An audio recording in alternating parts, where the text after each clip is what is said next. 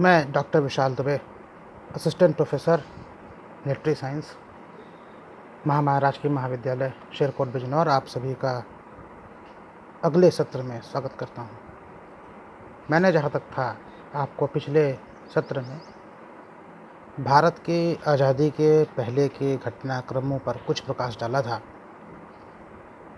और एक तरीके से आपको बताया था कि अंग्रेज़ों की पॉलिटिक्स किस तरह आगे बढ़ती थी, किस तरह इन्होंने हिंदू और मुस्लिमों को भड़काया, किस तरह आपसी संबंध जो समाज के थे उस पर इन नेताओं का या अंग्रेज़ों का प्रभाव पड़ने लगा और किस तरह कहीं ना कहीं भारत की राजनीति के कारण भारत के समाज में विखंडन शुरू हुआ। उसके लिए आप पिछला सत्र देख सकते हैं। अब हम आगे बढ़ते हैं।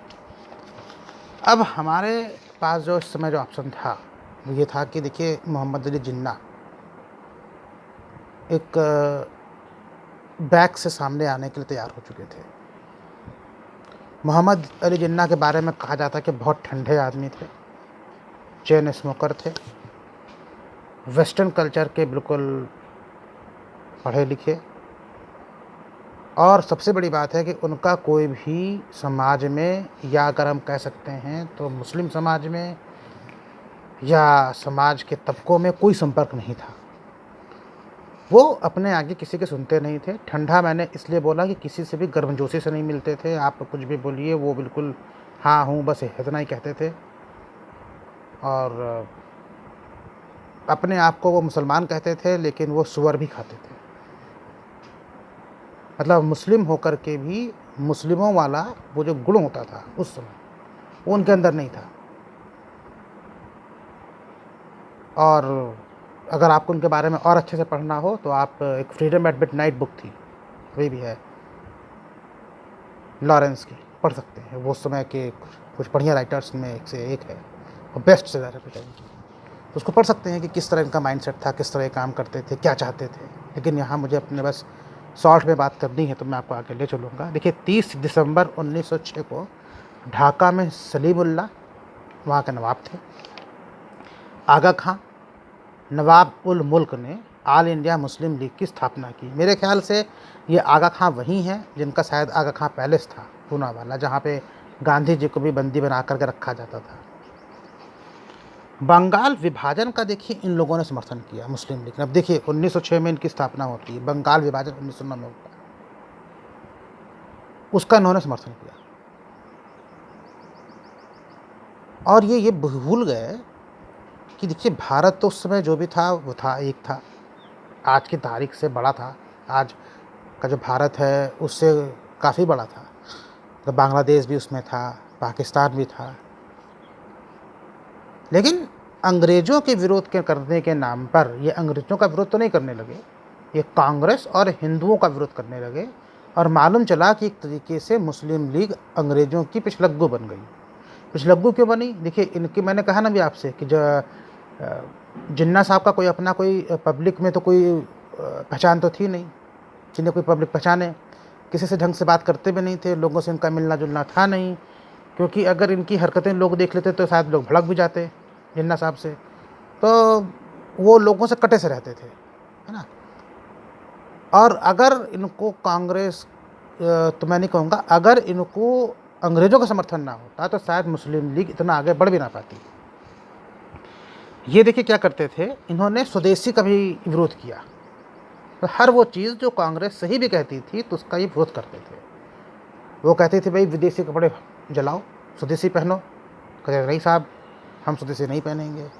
मतलब हर वो चीज़ जो कांग्रेस कहती थी ये उसका उल्टा करते थे। उसके बाद मुसलमानों के अधिकारों की बात करते थे और उनकी भागीदारी की बात करते थे। देखिए, अधिकार एज ए नागरिक, एज ए सिटीजन सबको मिलेगा, लेकिन आप धर्म की बात मत करिए, है ना। उनकी भागीदारी की बात करते थे। भागीदारी हो उसको कौन मना कर सकता है ना। एज ए सिटीजन सबको भागीदारी मिलनी चाहिए। हम उसके हिमायती थे, तब भी थे, अब भी हैं। लेकिन होता क्या था कि ये बिल्कुल एक अलग टाइप से आगे अपनी लाइन को लेकर चलते थे।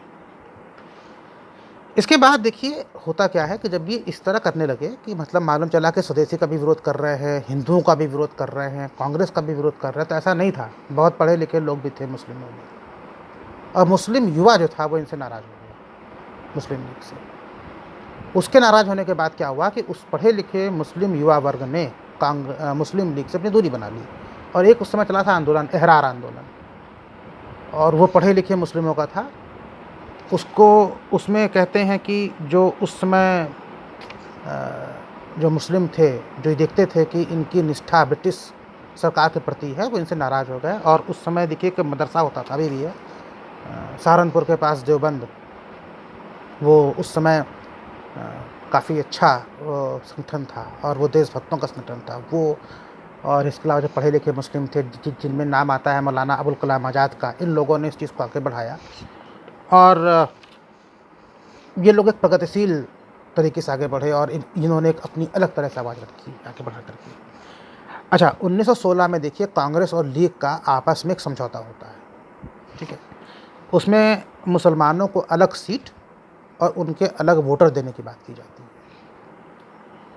अब देखिए कहीं ना कहीं जब आप कह रहे हो कि भाई आपने सीट भी अलॉट कर दी है ना, हमने आपके वोटर भी पक्के कर दिए, वो आपको सिर्फ मुस्लिम ही वोट देंगे, और मतलब सीट मुस्लिम की हो, मुस्लिम ही वोट देंगे, चुने भी मुस्लिम जाएंगे, तो कहीं ना कहीं कांग्रेस ने भी ये एक बहुत बड़ी गलती करी, और पाकिस्तान के बंटवारे की नींव रख दी।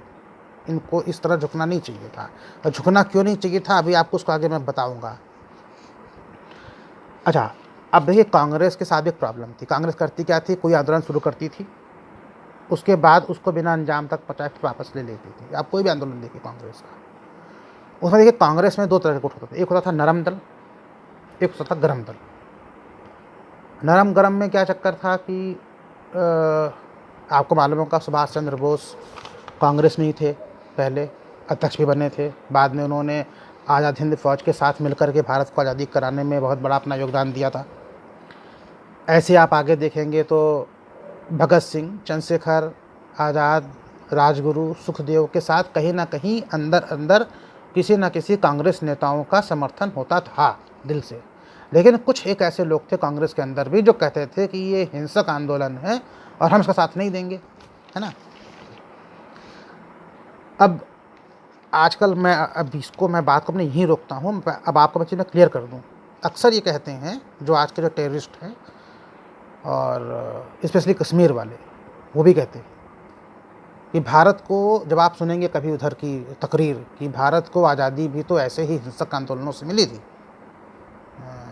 हम अपने देश को आज़ाद कराना चाहते हैं, कश्मीर नाम का एक अलग देश बनाना चाहते हैं, या उसको हम पाकिस्तान में शामिल कराना चाहते हैं, कहते थे अक्सर, अभी भी कहते हैं जो टेररिस्ट हैं। तो उस समय लोग कहते हैं कि भाई इसको अंतर कैसे किया जाए भारत से, कि भारत की आज़ादी या आज़ादी का जो लड़ाई हुई थी, भारत की आज़ादी की लड़ाई, उसको भी ये कहते हैं कि हम भी अपने यहाँ कर रहे हैं, तो कैसे हम गलत हो गए। तो देखिए एक चीज़ कही जाती है हमेशा, साध्य कुछ भी हो लेकिन साधन की पवित्रता होनी चाहिए। तो क्या उनके साधन पवित्र हैं? किसी भी क्रांतिकारी ने उस समय भारतीयों को गोली नहीं मारी, ये समझिए इस चीज़ को। तो साधन की पवित्रता भी होनी चाहिए। इसी कारण से हम क्रांतिकारी और आतंकवादी में अंतर करते हैं। मैंने आपको ये लाइन इसलिए बता दी कि अक्सर लोग कहते हैं जो मतलब बिल्कुल टेररिस्ट सपोर्टर होते हैं, आपने भी तो ऐसा किया था, हमको आज़ादी कैसे मिली, राजगुरु ने भी तो बम फोड़ा था, ये भगत सिंह भी तो बम फोड़ने गए थे। तो साधन की पवित्रता, उन्होंने बम फोड़ा था, आवाज़ वाला था, कोई मरा नहीं था। आपके बम से लोग मरते हैं, इसलिए आप गलत हैं, ठीक है। अब कुछ तो कहेंगे ना आतंकवादी, कुछ तो कहना ही है उनको। खैर हम आगे बढ़ते हैं, हम फिर से वर्तमान में लौटाते हैं, क्योंकि उस समय की बात को मैं यहाँ लिंक मैंने इसलिए कर दिया क्योंकि आप लोग जानते चलिए कि किस तरह अब लोग करते हैं। साधन की पवित्रता हमेशा ज़रूरी होती है और बिना उसके कोई काम नहीं होता। अब आप देखिए परीक्षा में क्या होता है, आप लाख अच्छे नंबर पा जाएं, लेकिन अगर आपने नकल किया है तो क्या वो अच्छा था? नहीं। आप बिना नकल के आप जो हैं 55% नंबर पाएँ तो आपके अंदर का आत्मविश्वास होगा, आप उसका जवाब दे सकते हैं। लेकिन अगर आप नकल करके टॉपर बन जाएं, या अगर आप कोई अनुचित साधन का लाभ उठाएं और आप टॉपर बन जाएं, तो गलत है ना। ठीक यही चीज़ यहाँ भी लागू होती है। अब आगे चलिए। अब देखिए, उस समय क्या होता था कि एक खिलाफत आंदोलन भी चलता था। कांग्रेस ने क्या किया, और गांधी जी ने उसको कुछ दिन तक आगे बढ़ाया, फिर उसको वापस ले लिए। तो फिर जो मुस्लिम युवा था उनसे दूर हो गया और लगा यार कहीं ना कहीं ये बार बार आगे बढ़ाते हैं किसी चीज़ को, फिर वापस ले लेते हैं। और कांग्रेस ने फिर से एक अपने हाथ से मौका गंवा दिया मुस्लिमों के साथ अपने आप को जोड़ने का, और ये सोचने का कि हम कहीं आगे इनको लेकर चलते, और फिर कहीं ना कहीं उनका जो है रुझान कांग्रेस की तरफ से कम हो गया। अच्छा, इस बीच कुछ हिंदू संगठनों की भी सक्रियता बढ़ी, और उसका ये खामियाजा हुआ कि उस समय जो है भारत में दंगे काफ़ी हुए। देखिए, दंगे जब होते हैं ना, तो उससे अंत में चोट जो है वो देश को पहुंचती है, आम आदमी को पहुंचती है। जब तक ये चीज़ आम आदमी नहीं समझेगा, कहीं पर भी, तुर्की हो, भारत हो, इंग्लैंड हो, फ्रांस हो, जब तक लोग नहीं समझेंगे, दंगे बंद नहीं होंगे। तो उससे नुकसान आम आदमी को पहुंचता है। आम आदमी को साथ में रहना है, और आप अकेले नहीं रह सकते। अच्छा, 1927 में देखिए क्या होता है, साइमन कमीशन आया। तो कांग्रेस ने तो इसका विरोध किया, लेकिन मुस्लिम लीग ने साथ दे दिया, है ना। मतलब हर वो चीज़ जो कांग्रेस करती थी वो उसका उल्टा करते थे। ये दिखाते थे, आज की मैं कब बात कर सकता हूँ, आज के तरीके से, जैसे मतलब बिल्कुल उल्टी बातें करना। अगर हम इसको वैचारिक रूप में आप कहें तो उस समय कह दिए वैचारिक आतंकवादी थे। अच्छा, 1927 के बाद जब कमीशन आया, साइमन कमीशन के बाद आगे चलते हैं, तब देखिए कांग्रेस अल्पसंख्यकों के अधिकार को सुरक्षित करने की तो बात तो करती थी। देखिए, इसमें किसी कोई शक नहीं है, एज ए सिटीजन आपके अधिकार सुरक्षित होने चाहिए, लेकिन कुछ कर्तव्य भी तो होने चाहिए। कर्तव्यों की बात आप लोग क्यों नहीं करते? तो अधिकार की बात तो करते थे, चलिए ठीक है, कांग्रेस को देना चाहती थी, लेकिन पृथक चुनाव प्रणाली देने के लिए कांग्रेस कभी भी पहले पक्ष में नहीं थी। अब आज भी कोई देखिए तैयार नहीं होगा। आज भी क्या होता है, देखिए अगर भारत में अगर आप देखिए तो कुछ एससी सीट होती हैं विधानसभा की या लोकसभा की, उसमें क्या होता है, वोटर सब देते हैं, सॉरी वोटिंग सब करते हैं, हर जात हर धर्म का आदमी चुना जाता है, वो एससी सीट का आदमी एससी होगा या महिला हो जाएगा। लेकिन ये तरीका जो था ये बिल्कुल चढ़ करके हर चीज़ मांगने का था। इनका क्यों था आगे बताऊंगा वो भी। अच्छा, बाद में क्या होता देखिए, 31 दिसंबर 28 और 1 जनवरी 29, 2 दिन एक मुस्लिम लीग की बैठक हुई, और ये कहा गया कि सभी प्रांतीय और संघीय विधानसभा, संघीय सभा, इसको अक्सर हम लोकसभा कहते हैं, तो उसमें ये संघीय ये प्रसिद्ध होती थी। तो कहा कि सभी प्रांतों में और संघीय विधानसभा में जिन्ना ने 1/3 सीट की मांग करी, और थे कितने, 1/4। मतलब कुल आपकी जनसंख्या जितनी है उसकी आप ज़्यादा की मांग करते हैं। देखिए, पहली बात तो जनसंख्या के हिसाब से कोई चीज़ देनी ही नहीं चाहिए, और अगर आप कर भी रहे हो तो उसका आप सही रेशियो निकालो। तो सही रेशियो भी ये नहीं निकालते थे, है ना। अच्छा, इसके अलावा अगर हम इनकी और बातें करते हैं, पाकिस्तान के देखिए कैसे अब चीज़ें सामने आती हैं। देखिए, एक लेखक होते थे, लेखक तो नहीं कहूँगा, एक किताब आई थी नाउ और नेवर 1933 में। इसको चौधरी रहमत अली इसमें एक आर्टिकल लिखे थे, और उन्होंने पाकिस्तान की संकल्पना दी थी, और अपने आप को पाकिस्तान का जनक मानते हैं। ठीक है, जनक का मतलब पैदा करने वाला नहीं है, पाकिस्तान का कॉन्सेप्ट उन्होंने दिया था, उनका ऐसा सोचना है। उसमें क्या कहते हैं, देखिए पाकिस्तान से में जोड़ते कि पी से पंजाब, ए से अफ़गानिस्तान, के से कश्मीर। ठीक है, पाकिस्तान का जो मतलब है कि पवित्र ज़मीन, है ना, पाक, शुद्ध ज़मीन। अब वो अशुद्धता की ओर किस तरह बढ़ेगी सब बताऊंगा आपको। पाक का मतलब क्या था, पंजाब, अफ़गानिस्तान, कश्मीर, और इसको उन्होंने जोड़ के बात किया था। इसके अलावा जो ये कहते थे कि हैदराबाद के पास जो जगह है वो भी हमारी ये होनी चाहिए क्योंकि वो मुसलमानों की जगह है। ऐसे ही जो नॉर्थ ये मतलब बंगाल में भी जो अगर हमारी संख्या ज़्यादा है तो वो भी हमारी होनी चाहिए। तो खैर इस तरह इन्होंने करके एक पाकिस्तान की का इन्होंने एक संकल्पना की थी और कहा था देखिए हिंदू और मुस्लिम कभी साथ नहीं रह सकते। क्यों नहीं रह सकते? क्योंकि दोनों अलग राष्ट्र हैं। अलग राष्ट्र क्यों हैं? क्योंकि कभी शादी नहीं करते हैं, साफ खाना पीना अलग है, रहन सहन अलग है। यार अब क्या कहा जाए। अब ऐसे तो भारत में कुछ 100 किलोमीटर पे ही रहना, खाना पीना अलग हो जाता है ना। तो एक फालतू की विचारधारा थी। अच्छा अब मज़े की बात सुनिए, चौधरी रहमत अली साहब जो थे वो यहाँ के नहीं थे, वो कैम्ब्रिज यूनिवर्सिटी के थे, वहाँ पढ़ते थे, है ना। मतलब वहाँ बैठ कर के किताब लिख रहे हैं और बंटवारा कहाँ करवा रहे हैं? हिंदुस्तान में। मतलब समझिए। अच्छा इसके अलावा इनकी और क्या देखिए खुराफातें होती थी। देखिए पहले जब आज़ादी की लड़ाई शुरू हुई थी 1857 में तो वंदे मातरम जैसे सब बोलते थे। क्या बहादुर शाह जफर नहीं बोलते थे? या अशफाकुल्ला खान नहीं बोलते थे? सब बोलते थे। और ऐसा नहीं है मौलाना अबुल कलाम आज़ाद रहे हों या ऐसा कोई भी मुस्लिम नेता रहा हो जो सही से अच्छे अपने व्यक्तित्व से जिसको भी इज्जत मिली है वो हमेशा वंदे मातरम कहने से पीछे नहीं हटा उस समय। अब तो खैर से बहुत राजनीति होती है, मैं उसमें नहीं जाऊंगा, और होती है तो गलत होती है, बोलना चाहिए। अब समझिए कुछ देर के लिए बात क्या होती है कि ये कहते थे वंदे मातरम नहीं बोलेंगे। अच्छा राजकीय भाषा उर्दू होगी। भाई उर्दू क्यों होगी?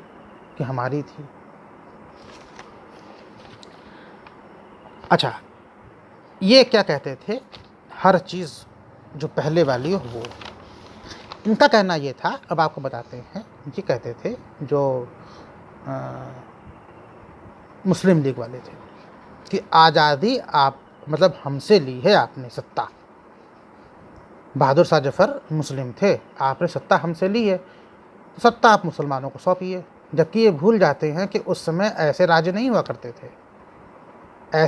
जब ये बात कर रहे 1857 की, उस समय ऐसे राज्य भी होते थे जिसमें राजपूत भी होते थे, मराठे भी होते थे, मुस्लिम भी होते थे, ठीक है ना।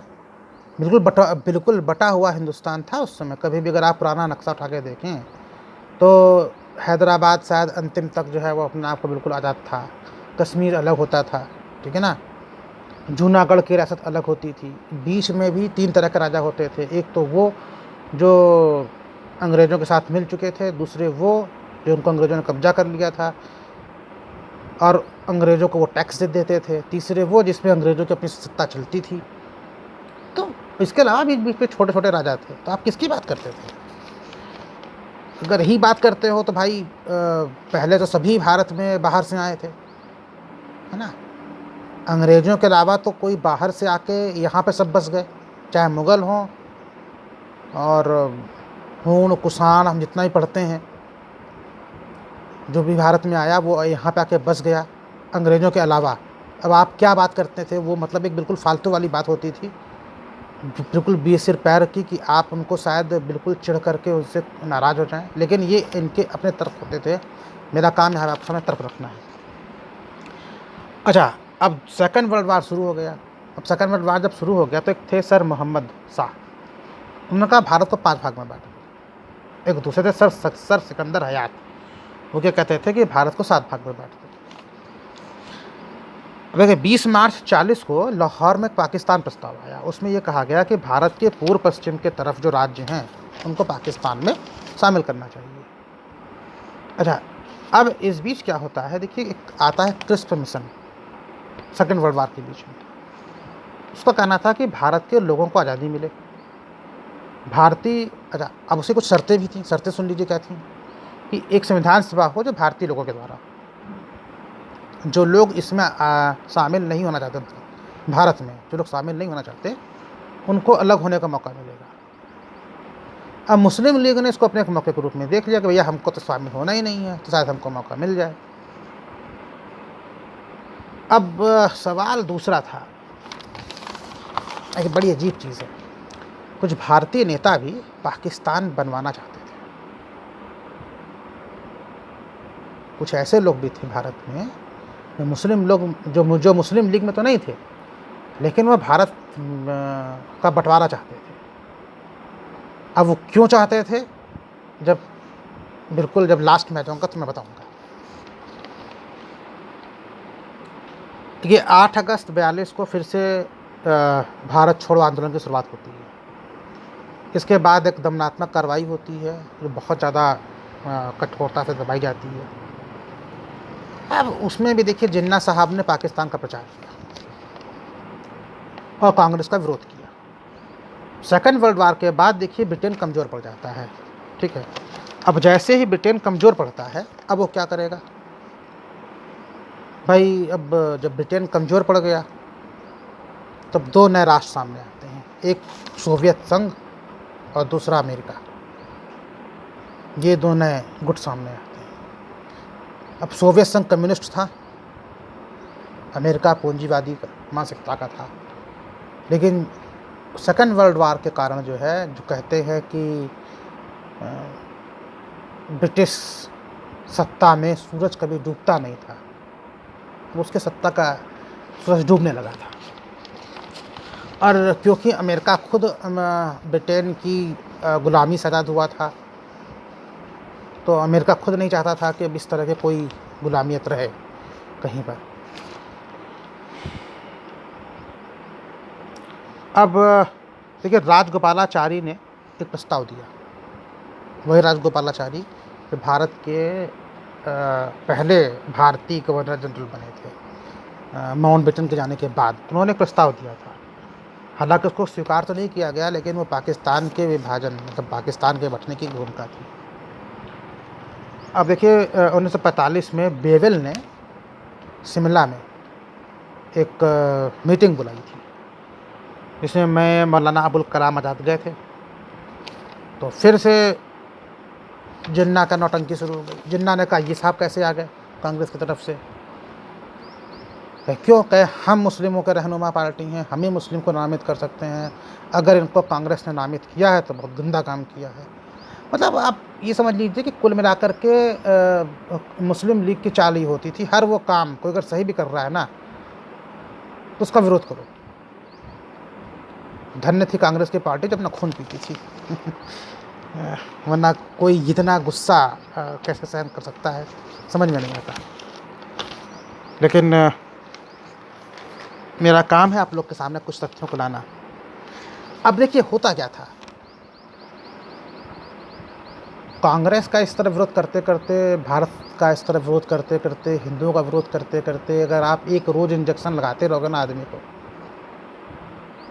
एक कहानी है ना भेड़िया आया भेड़िया आया भेड़िया आया, वो कहानी साकार होने लगी और जिन्ना का कद बढ़ने लगा। केंद्रीय विधान सभा, इसको हम आजकल लोकसभा कहते हैं, लीग को भारी सफलता मिली। जिन्ना साहब जो आज़ादी पाकिस्तान के चाहते थे, उन्होंने जो आग लगाई थी उसको कहीं ना कहीं सफलता मिल गई। अब हम चलते हैं थोड़ा सा आगे। देखिए 29 जुलाई 46 को लीग ने प्रत्यक्ष कार्रवाई का कार्यक्रम बनाया और 16 अगस्त से दंगे करवाए। क्यों? ऐसा हुआ कि कांग्रेस ने अंतरिम सरकार में एक मुस्लिम की मांग की थी। अंतरिम सरकार में मैं बात कर रहा हूँ 46 की। अब उसका लीग ने विरोध किया। क्यों? वही का कारण कि हम ही मुस्लिमों के रहनुमा हैं साहब। अब जब ये बात हो गई तो भाई लीग ने अपने आप को अलग किया और उन्होंने प्रत्यक्ष कार्रवाई के तौर पे दंगे करवाने शुरू कर दिए। एक तरीके से आतंकी कार्रवाई, और बहुत ज़्यादा जो मारकाट हुई वो पश्चिम बंगाल, मतलब अब तो खासकर पश्चिम बंगाल कहते हैं, बंगाल में हुई। उसमें भी कलकत्ता में सुहारावर्दी। जब आप कोई इतिहास की किताब पढ़ेंगे तो पढ़ेंगे कि सुहारावर्दी के कहने पर ही महात्मा गांधी कलकत्ता गए थे। तो वहाँ जब गांधी जी गए तो वहाँ पर भी उनका विरोध हुआ। जब वो, आप जानते हैं कि नंगे पैर चलते थे, तो उनके सामने लोग कोई ईंटा मार रहा है, कोई कंकड़ फेंक दे रहा है, कोई कांच फेंक दे रहा है, कोई बोतल तोड़ के फेंक दे रहा है, कोई थूक दे रहा है। और गांधी जी बेचारे झाड़ू लेकर के उसको पहले खुद साफ करते थे, फिर आगे बढ़ते थे। अगर आपको और डिटेल में पढ़ना हो आज़ादी कैसे मिली, तो आप फ्रीडम एट मिडनाइट नाम की किताब है, हिंदी में मिलती है, उसको पढ़ सकते हैं। देखिए कि क्या थी वास्तविक कहानी। अब हम आपको ले चलते हैं आज़ादी की तरफ।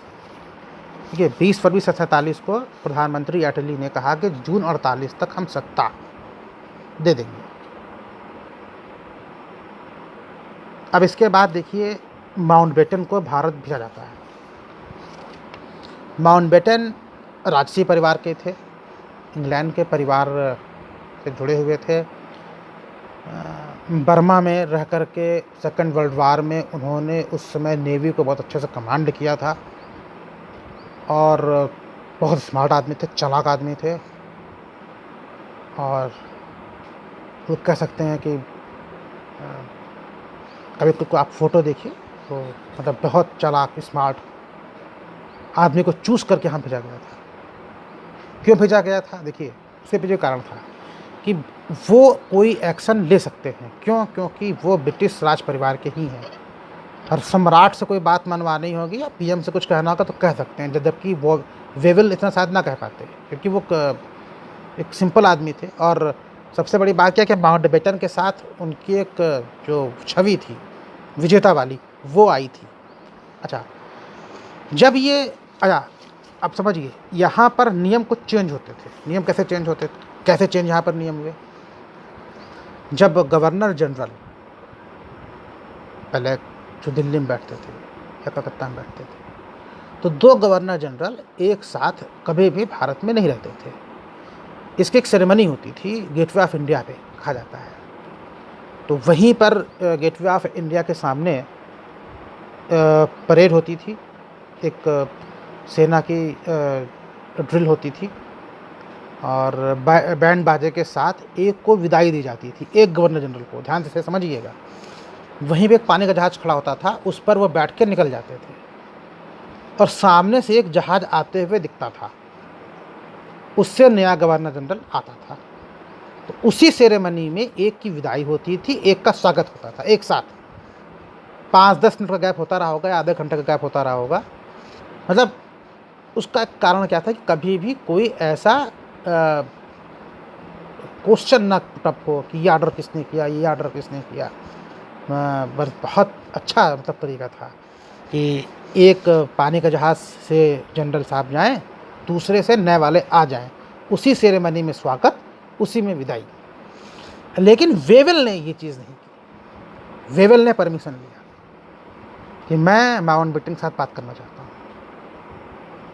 ये बहुत बड़ी चीज़ थी कि वेवेल माउंटबेटन का वेट कर रहे थे। और कहा जाता है कि जब वो उनसे मुलाकात हुई राष्ट्रपति भवन में, पहले तो वो वाइसराय हाउस था,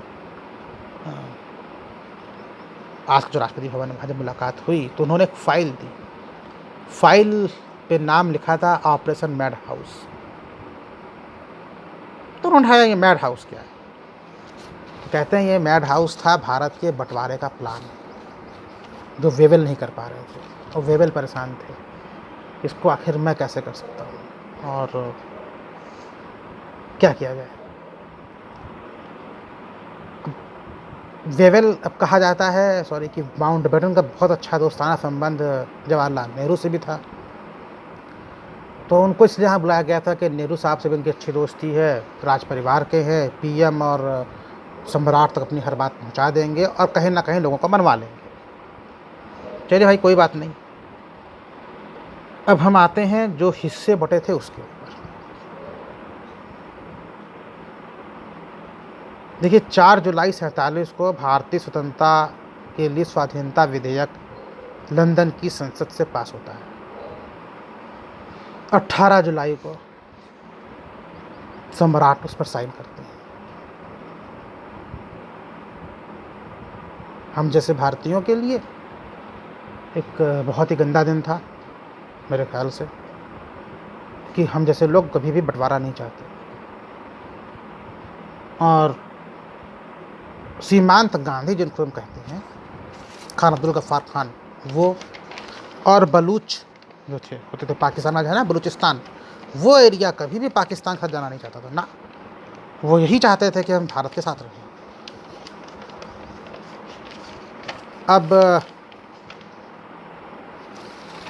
कुछ चीज़ें होती हैं, मैंने आपको कुछ प्रश्नों को छोड़ दिया था, कुछ प्रश्नों को मैंने इसे छोड़ा था कि आगे बताऊंगा। देखिए, जिन्ना को थी टीबी की बीमारी, जो सिर्फ वहाँ उनके डॉक्टर को मालूम था। अगर माउंटबेटन ने भी कहा है कि अगर हमें ये बात मालूम होती तो हम इस आज़ादी के ड्राफ्ट को 6 महीना आगे टाल देते, ताकि भारत को पाकिस्तान भी मिल जाता। इतनी जल्दी वो क्यों करते थे, हर बात पे जल्दी करो जल्दी करो। उन्होंने आके दंगा क्यों मचवाया? इसीलिए मचवाया क्योंकि उनको मालूम था कि बहुत दिन वो जिंदा नहीं बचेंगे। उनके एक डॉक्टर पटेल होते थे, ये बात उनको मालूम थी और जिन्ना को मालूम थी कि वो बहुत दिन नहीं बचेंगे, इसीलिए वो हर चीज़ में जल्दीबाजी करते थे। अब देखिए, तुमने देश तोड़ा ना, उनकी दुर्गति भी वैसे ही हुई। जिन्ना साहब की मौत इस तरह होती है कि उनको कोई पूछने वाला नहीं था।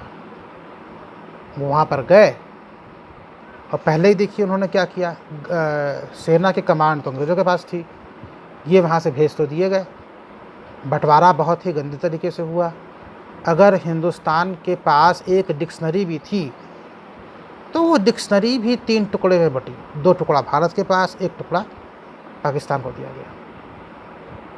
अगर मेज़ है किसी ऑफिस में, 3 मेज़ मान लीजिए, तो 2 मेज़ भारत के पास रहेगी, 1 मेज़ वहाँ जाएगी। इस तरीके से बंटवारा किया गया था, बहुत ही गंदा बंटवारा। अब इससे ज़्यादा हम और आपको क्या बता सकते हैं कि कोई अगर किताब भी रखी है तो उस किताब के भी 2/3 पोर्शन भारत को दिए गए हैं, 1/3 पाकिस्तान को दिए गए। इससे कोई मतलब नहीं था कि जो है वो कोई मतलब का हमारे पास है कि नहीं है या कौन पढ़ पाएगा, ना, दे दिया गया। जिसने बंटवारा किया था रेडक्लिफ, उन्हें खुद पहले किसी बंटवारे का कोई अनुमान नहीं था, ना उन्होंने कभी कोई बंटवारा किया था। उन्होंने जहाँ से मन किया ऐसे एक लाइन खींच दी, बंटवारा हो गया। गांव के बीच से लाइन खींची गई। सबसे गंदा बंटवारा कहते हैं उसको अब तक के इतिहास का, इसीलिए कहते हैं ये आधा गांव भारत में, आधा गांव पाकिस्तान में। तो जो झगड़े चले आ रहे हैं तो चलते आ रहे हैं क्योंकि आपने बंटवारा ही नहीं सही किया। अब जिन्ना साहब जो थे, उनको जो टीबी की बीमारी थी, जब वो यहाँ से चले गए तो उनकी वहाँ कोई वैल्यू नहीं रही, काम हो गया, अब आप किस काम के। कहते हैं कि जब वो मर गए, मतलब जब वो मरने वाले थे, तो उनकी बहन ही उनके साथ एम्बुलेंस में थी और बिल्कुल बेहोश की अवस्था में उनको ले जाया जा रहा था। वो भी ऐसी एम्बुलेंस है जो बिल्कुल जर्जर हालत में थी, चल भी नहीं पाई, रास्ते में ख़राब भी हो गई। पाकिस्तान को बनवाने वाले जिन्ना की दुर्गत ऐसी हुई कि वो जो है बीच एम्बुलेंस में मरे और पानी भी नसीब नहीं हुआ।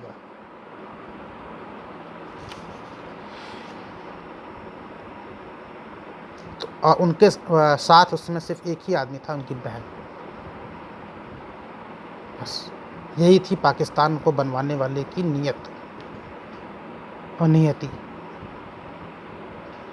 अब हम आते हैं इस बात पे कि आखिर बंटवारा भारत के कुछ नेता क्यों चाहते थे और ये बंटवारा हुआ क्यों। अब 1-2 कहानियाँ और हैं। अब देखिए, सबसे बड़ी कहानी ये है कि गांधी जी, नेहरू, पटेल, राजगोपालाचारी, कांग्रेस के जितने भी नेता थे, इनकी एक उम्र हो चुकी थी। मेरे ख्याल से शायद सबके सब 60+ थे और उनको लग रहा था कि इन्होंने अपनी ज़िंदगी का अधिकांश समय जेल में या इस आज़ादी के चक्कर में काटा है। नई पीढ़ी कितना कारगर हो पाती है कि नहीं हो पाती है, क्या होता है, और फिर से अपनी हम आज़ादी की लड़ाई किसी और को ट्रांसफ़र करें तो सफलता मिले ना मिले, इसको सोचते हुए ये जो पुरानी पीढ़ी थी, इसने खेल किया कि भाई चलो ठीक है, जो भी है इसको मान लो। और सबसे बड़ी बात क्या है कि इतना ज़्यादा कांग्रेस ने मुस्लिम लीग को सपोर्ट कर दिया था और इस तरह मुस्लिम लीग ने भी कभी दंगे कभी कुछ करते करते बिल्कुल एक इरिटेशन की भावना ला दी थी समाज के अंदर। क्या होगा, मतलब आंतरिक अव्यवस्था हो गई थी। अब एक असली कहानी है, अब जिसको कोई नहीं जानता। ऐसा है कि जियो पॉलिटिकल में अगर हम जाएंगे और जियो स्ट्रेटजी में, तो असली कहानी जो है वो और भयानक है। देखिए, आज़ादी टल सकती थी, पाकिस्तान भी टल सकता था। जिन्ना कोई इतने बड़ी चीज़ नहीं थे कि दबाया ना जा सके। अगर सिर्फ जिन्ना की ही बात लोगों के सामने ला दी जाती कि कैसे खाते पीते हैं, तो उनके आधे लोग ऐसे भाग जाते। कहानी कुछ और थी। कहानी क्या थी कि इज़राइल का मुद्दा को लेकर के दुनिया भर में वेस्टर्न कंट्रीज़ की बड़ी मुखालफत हो गई थी कि मुसलमानों के बीच में आपने एक यहूदी राष्ट्र बसा दिया। तो साहब अब आप कैसे भला करेंगे मुसलमानों का? इसके लिए क्या किया गया, पाकिस्तान नाम का एक मुस्लिम देश बसाया गया, उसको इधर बैलेंस करने के लिए। नंबर 1। नंबर 2 पे आप आइए, पाकिस्तान की स्ट्रेटजिक पॉइंट क्या है। पाकिस्तान अगर मान लीजिए अगर पाकिस्तान ना होता तो क्या होता? आज भी आप किसी अफ़गानी से मिलेंगे तो वो अपने आप को भारत के ज़्यादा करीब पाता है बनिस्बत की पाकिस्तान। अगर भारत और अफ़गानिस्तान का बॉर्डर सटा होता तो यकीन मानिए बलूचिस्तान भी हमारे पास होता, सब कुछ होता और बहुत बड़ा रिसोर्स होता, और हम दुनिया के किसी भी देश को दबा सकते थे। लेकिन ये चीज़ तो चाहिए नहीं थी वेस्टर्न कंट्रीज़ को, ना इंग्लैंड को, ना अमेरिका को, ना किसी को। तो हुआ ये कि एक पाकिस्तान बसाया गया। क्यों? क्योंकि अगर हम यहाँ से हट रहे हैं वेस्टर्न कंट्रीज़, और कल को अगर कोई कम्युनिस्ट, मतलब कौन कम्युनिस्ट, सोवियत संघ अगर भारत में घुसना चाहे तो वो थ्रू अफ़गानिस्तान आता। आप देखिए 79 में क्या हुआ था, सोवियत संघ अफ़गानिस्तान में घुसा था। तो तब जा कर के यकीन हुआ होगा अंग्रेज़ों को कि यार कितनी अच्छी चाल थी हमारी। क्यों कि 79 में जो पाकिस्तान 47 में जो पाकिस्तान ये बना गए, अगर कभी भी भारत में, भारत एक बड़ा देश था, पाकिस्तान से क्या मिलेगा? कुछ नहीं। अगर भारत में कभी किसी सोवियत संघ को घुसना हो तो उसको पहले अफ़गानिस्तान आएगा, फिर पाकिस्तान में आएगा, फिर भारत आएगा। इनका मानना ये है कि मुस्लिम देश कभी भी कम्युनिस्ट नहीं हो सकता। इसलिए उन्होंने क्या किया कि भारत के पहले एक मुस्लिम देश को खड़ा कर दिया ताकि भारत में कभी भी कम्युनिज्म ना फैल सके। नंबर 1। नंबर 2, पाकिस्तान खड़ा करके भारत की होने वाली प्रोग्रेस को एक अड़ंगा लगा दिया। आज भी आप देखिए हमारी सीमाओं पर बराबर फायरिंग चलती रहती है। हमारा अपना कितना बड़ा, हमको अपना जीडीपी का एक परसेंटेज, कितना बड़ा एक रिसोर्स, कितना बड़ा एक ह्यूमन रिसोर्स खर्च करना पड़ता है ये पाकिस्तान बॉर्डर के ऊपर। उसकी हम प्रोग्रेस कर सकते थे ना, नहीं कर सकते। क्यों? खड़ा कर दिया पाकिस्तान, लड़ते रहो।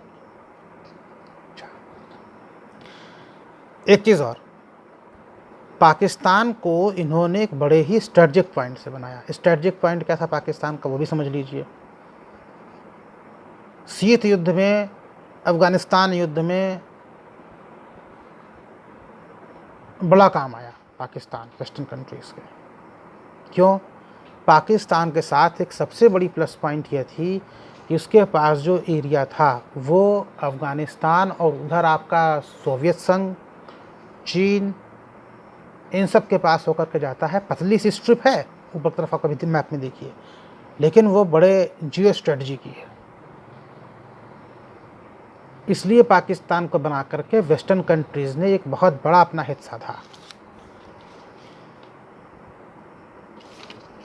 तो ये कहानी थी पाकिस्तान के बनने की, जिसे मैंने आपको बताया कि किस तरह मुस्लिम लीग ने इसमें अपना खेल खेला, किस तरह कुछ और नेताओं ने अपना खेल खेला, और सबसे बड़ा जो खेल खेला वो खेला वेस्टर्न कंट्रीज़ ने। जिन्ना जैसे लोगों की औकात की बात नहीं थी कि पाकिस्तान की आप संकल्पना पेश करते रहिए। ऐसी कितनी संकल्पनाएँ पेश होती हैं दुनिया भर में, दबा दी जाती हैं। अगर जिन्ना की बीमारी बाहर आ जाती तो 6-7 महीने, 8 महीने, 1 साल अगर और टाल देते आज़ादी की लड़ाई, पाकिस्तान की लड़ाई या दबा देते कुछ दिन के लिए, तो एक बहुत बड़ा सरदर्द हट जाता। लेकिन नहीं साहब, वो तो उनका भी कुछ अपना हित था। और सोवियत संघ को रोकने के लिए एक कम्युनिस्ट, देखिए शुरू से 79 में आया था वहाँ पे सोवियत संघ, तो उस चीज़ को रोकने के लिए उन्होंने भारत के पहले एक मुस्लिम देश खड़ा कर दिया, एक ऐसा देश जो कभी भी कम्युनिज्म को शायद स्वीकार ना करे। और हुआ भी वही। वो देश अमेरिका और वेस्टर्न कंट्रीज़ का पिछलग्गू बन करके कई उनके सैन्य गुटबंदियों का साथी बना। उसने कम्युनिज्म को रोका।